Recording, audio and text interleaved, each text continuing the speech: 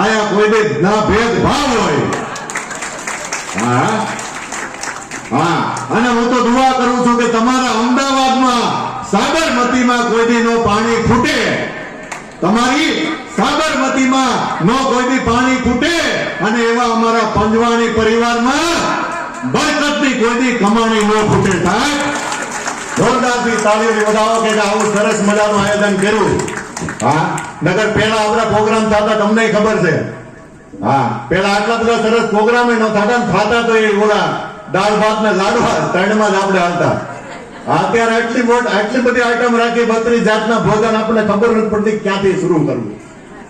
હા, મેં તો નકરું સલાડ લીધું. મને એક ભાઈ મન કે ભાઈ નકરું સલાડ જ ભરજો. આમ હાલો કે જે બીજી વસ્તુ તો આમ આગળ છે. હા, હમણાં હું એકવાર પ્રોગ્રામમાં ગયો, મને મારો ભાઈબંધ કે મને કે અમીર તું વાર પ્રોગ્રામમાં જા તો મારા જોગું ક્યાંક ગોઠ. મેં કીધું કાંઈ વાંધો નહીં ભાઈ, ક્યાંક ઠેકાણું છે તારું ગોઠવી દે. હવે એમાં બરાબર જોગાના જોગ, અને સામેથી મને ફોન આવ્યો, મને કે આપણી દીકરી માટે કંઈક સારો મૂર્તિ હોય તો કયો. મેં કાંઈ વાંધો નહીં, એક છે. એટલે મેં એને કીધું, મેં હાલ ભાઈ મોડું ઘરમાં આપણે જાય. અને અમે બે તો ગયા, બસમાં ગયા, અને બરાબર ગયા તો ત્યાં મોબાઈલની દુકાન હતી. એટલે અમે બે ગયા, યાની મદદ કર્યા, મોહલાની મદદ કર્યા. મને કે ભાઈ મૂર્તિઓ, મેં તો આ મૂર્તિઓ. મેં કીધું કાકા આજે તમે છોકરીની વાત કરતા, મને કે ભાઈ મારી કઝિનમાં છે, ભત્રીજી હતા. કાંઈ વાંધો નહીં. મેં કીધું છોકરી કેવી છે? મેં કીધું સાહેબ મને કે 4G. મેં કીધું આ નેટમાં જોયું, મોબાઈલમાં જોયું, 1G 2G 3G 4G. મેં કીધું 4G કઈ રીતે? મને કે 4 વાર છૂટું થયું છે.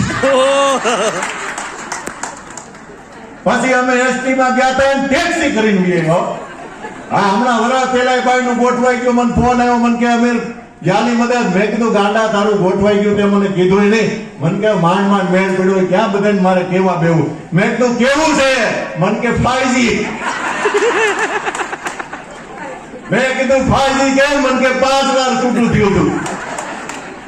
મેં કીધું હવે સંસાર કેમ હાલે? મને કે ક્યારેક એરટેલ નો ટાવર પકડી લે, ક્યારેક જીઓ નો પકડી લે. મેં કીધું 5G છે એટલે એ તો રહે. હા, ખરેખર. હા, હમણાં 80 વર્ષના માજી 80 વર્ષના માજી કોર્ટે છે. બોલો 80 વર્ષે. અને કોર્ટમાં ગયા, વકીલને ગયા મારે છૂટા છેડા લેવા. બોલો વકીલ બિચારો હોશિયાર હતું કે માં 80 વર્ષ થઈ ગયા તમારે, હવે છૂટા છેડા લેવા? હા, મારે ક્યાં બાપા ભેગું રહેવું જ નથી, મારે છૂટા છેડા લેવા. પણ વકીલ કે તમને પ્રોબ્લેમ શું છે? 80 વર્ષ થયા. અરે કે એક દી આ બાપા ભેગો ન રહું કેવો હોય, મારે છૂટા છેડા લેવા. વકીલ કે તમને પ્રોબ્લેમ શું છે? ઈ કે એને જયારે માને ગાળો દેવું એટલે દઈ દે, અને જયારે મારો વારો આવે ત્યારે કાનમાંથી મશીન કાઢી નાખે. હવે કે આને ભેગું કેમ મારે જીવન હલવું? બોલો. હા, ખરેખર. હા, હમણાં મને એક ભાઈ મને કે અમીરભાઈ માવાની તમે પોતે. મેં કીધું હા. મને કે શું કરો? મેં તું કલાકાર છું. મને કે એમાં શું હોય? મેં કીધું હાસ્ય કલાકારી કરવાની હોય. મને કે બહુ સારી વાત છે. અને પછી મને એનો ફોન આવ્યો, મને કે એક કામ કરો, તમે ગામડે જાઓ, તમે હાસ્ય કલાકાર છો તો મને કે આપણે ક્યાંક કઝિનમાં રે, અમારી સંબંધમાં દીકરી છે તો એના જોગું ક્યાંક ગોતજો. મેં કીધું કાંઈ વાંધો નહીં, એ સેવાનું જ કામ છે ને. એટલે પછી મેં એને પૂછ્યું, મેં કીધું હાલો એક જગ્યાએ ઠેકાણું છે. મને કે છોકરો શું કરે? મેં કીધું છોકરો જલસા કરે. મને કે એમ નહીં તો મને કે અમારે તો એવો છોકરો જોઈશ કે કાંઈ ખાતો પીતો ન હોય. મેં કીધું એવો છે મારી પાસે. મને કે ક્યાં? મેં કીધું હાલો અમરેલી સિવિલ હોસ્પિટલમાં વોર્ડ નંબર 8 માં ફૂટો. મને કે એ તો બીમાર છે. તો મેં કીધું બીમાર જ કાંઈ ખાતો પીતો ન હોય ને. હા, મને કે એમ નહીં કાંઈ વ્યસન ન કરતો હોય. હા હા, હમણાં મને મારી દીકરી મને કે પપ્પા તમને લગ્ન ને 15 વર્ષ જેવું થયું. મેં કીધું બેટા 12 વર્ષ થયા. મને કે 12 વર્ષ પહેલા તમારે કેવા વાવાઝોડા હતા? મેં કીધું 12 વર્ષ પછી જે વાવાઝોડા જોયા ને એ પેલા નહોતા.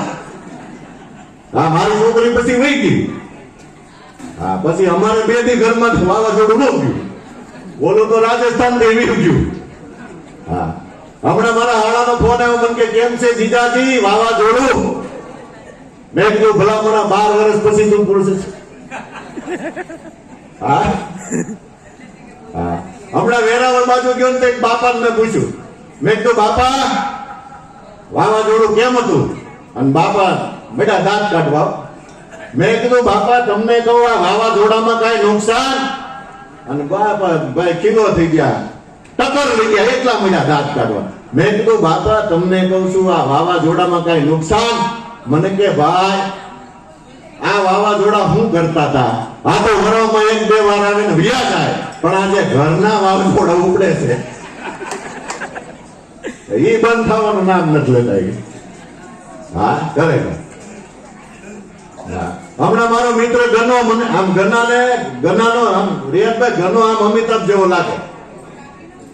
અમિતાભ જેવો લાગે એટલે મેં ગનાને કીધું એમ તો વાહ ગના વાહ તું તો અસલ અમિતાભ જેવો છો. મન કે બધી વાત સાચી પણ અમીરભાઈ કે અવાજ નથી મેચતા. તો મેં કીધું એનો ક્રોસ કરવો પડે તારે, 1-2 મહિના મેં કીધું તારે રિયાઝ કરવો પડે. મન કે તો ક્યાં જવું? એટલે મેં એને ચીઠી લખી દીધી. મેં કીધું ફલાની જગ્યાએ જા, મારું નામ દેજે, 2 મહિનામાં તને અમિતાભના અવાજમાં વાત કરતા શીખવાડી દેજે. હા મને ગનો ગયો અને ગનાને ડાયલોગ આપ્યો તો બાદશાહ ફિલ્મ કોઈ જોયું આપણે ખુદા ગવા જે પિક્ચર જોયું એનો. એટલે ગનાને ડાયલોગ આપ્યો તારા યાદ કરીને આવવાનો. તો ગનાને ખુદા ગવાનો ડાયલોગ આપેલો. સરજમીન હિન્દુસ્તાન अस्सलाम वालेकुम मेरा नाम बादशाह खान. આવું ગનાને આપેલું. હવે ગનો ઘરે રિયાઝ કરે, પાછો આવે, રિયાઝ કરે, પાછો આવે, 2 મહિના એવું વાલું. તો ગનાની બિચારાને જીભ જલાય એટલે બોલી ન શકે. એટલે 2-2 મહિના પછી મેં સામે વાળાને સાહેબને ફોન કર્યો. મેં કીધું ભાઈ ઓલા ગનાને મેં તમને મોકલ્યો તો રિયાઝ કરવા, કેમ થયું? સાહેબે મને કીધું મને કે હું ભૂલી ગયો કે ગનો શીખી ગયો. હા મારા ભાઈબંધ બાપ દીકરો 2 બાંધતા હતા, ત્યાંથી હું નીકળ્યો. મેં કીધું શું છે ભાઈ માથાકૂટ? મને કે આનું જોવા જવું છે અને આને હું કહું જોવા જઈ ત્યાં મોંઘું રહેવું. મેં કીધું ભાઈ તારી હારા હાટું કે ને ઓલા ને જીભ જલાતી. મને કે હું કઈ એવો હતો હું મારા પ્લેટ ઉપર પાટું મારું હે અમે તને એમ લાગે હું કઈ બોલું? મેં કીધું ભાઈ બોલવું નહીં. મને કે પણ તારે સવાલ બોલે તો આપણે કઈ બોલવું તો ભલે ને. મેં કીધું એક કામ કર, તારે બોલવું નહીં તો મને કે હું બિગ ડાયલોગ બોલું તો હાલે, દાવ તો હાલે ને દાવ. મેં કીધું ગવાય ગાય કેજે. હવે બરાબર બાપ દીકરો ગયા, મને ભેગો લઈ ગયા. હવે ભેગો લઈ ગયા એટલે બરાબર એ તો સ્વાભાવિક છે. એટલે પેલા તો ચા આવી રકાબીમાં અને બરાબર એના રકાબીમાં ચા આવી અને ચા ગરમ એટલે ટેરવા દાંજા. એટલે ઓલી બોલવાની તો ના પાડી હતી. એટલે ગાય એ મિત્ર મને ગાય એ દલમ લાદે છે દલમ લાદે લતેદી માતા મને દલમ લાદે. યા તો ભાઈ સામેથી છોકરી રસોડામાંથી બોલે એ લતેદીમાં છે લાકડી છે લતેદીમાંથી એ મારા ધોડું તું ફૂટ મારીને પી ફૂટ માર ક્યાં અંદરથી બોલી એની માં ધરી ગયું ધોતું તો એવું ધરી ગયું. હા ક્યાં કમ્પ્લેટ ક્યાં ફિટ થાય મને ખબર જ નથી આમાં. હા હકીકતમાં હા હમણાં હારો જમાય 2 વાતો કરતા હતા રિયાદભાઈ. હારો જમાય 5 વર્ષે મળ્યા એટલે 2 વાતો કરતા. અડધી ચા પીધી હારે કીધું કેમ જમાય મજામાં છે ને? જમાય ગડગડો થઈ ગયો રોવા મળ્યો. એટલે હારે પૂછ્યું કેમ જમાય રોવો છે? કે સારું તો હું તમને વાત કરવી કે મામા. અને હકીકતમાં મામા જ કહેવાય, પપ્પા મમ્મી જ ન કે. આ તો હવે બધું હાલ્યું, પેલા તો નામે ન લેતા હતા. કે હું વાત કરવી મામા, તમારી છોકરી પેલા જયારે 4-6 મહિના વર્ષ બહુ સારું એવી. હવે કે બહુ દુઃખ દે છે, ટાઈમે ખાવાનું નથી દેતી, મારા કપડા નથી ધોઈ દીધી, ક્યારેક ઈ મારે હાથે ધોવા પડે. હવે આવું સાંભળીને જોયો તો એનો હારો મીડો રોવા. એટલે જમાઈને બિચારાને એમ થયું મારી ઉપર દાસતું લાગે મારા સસરાને. કે મામા શાંતિ રાખો, એ તો સુધરી જાય. પછી એનો હારો બોલો, ભાઈ તું જે લઈ ગયો એ તો કટપીસ છે, અને હું આખો આ ડાકો હાસી બેઠો તો મારું શું થતું હોય છે? હા ખરેખર. હા હમણાં હું ટ્રેનમાં જતો હતો, બોલો ટ્રેનમાં જતો હતો ને તો બાજુ બારી બેઠો, આ બાજુ મને જગ્યા એક સામે બારી એમાં એક બીજો બારી. ટ્રેન આવતી હતી, અડધી કલાક લાગી તો બે બાજતા હતા. ઓલો કે બારી ખુલ્લી રહે, ઓલો કે નહીં બારી બંધ જ રહે, ઓલો કે બારી ખુલ્લી રહે, બે કાચલો પીડા પકડવા સામે સામા. મારું ધ્યાન ગયું તો હું લેવા પાડો એ કે આ કે બારી ખુલ્લી રહે, આ કે બંધ રહે. મેં કીધું બંધ રહે ખુલ્લી ત્યાં કેમાં ક્યાં કાચ છે? વધારે શાંતિ ઠપા ઠપે કરો. હા હા હમણાં મને ફોન આવ્યો, મને કે અમીરભાઈ માવાણી નીકળ્યું. હા મને કે તમે સીમા આવો. મેં કીધું સાહેબ હારા પૈસા આપો, હું તો ટ્રેનમાં આવું. મેં તો સરકારી બસમાં ગયો. મારે કટલેરીની દુકાન છે, લેડીઝ આઈટમની. આ તો એક બેન રોજ આવે, સવારમાં હું દુકાન ખોલીને જે આમ સાફ સુફ કરતો રોજ બેન આવે. મને કે ભાઈ આવી કાળી બાડી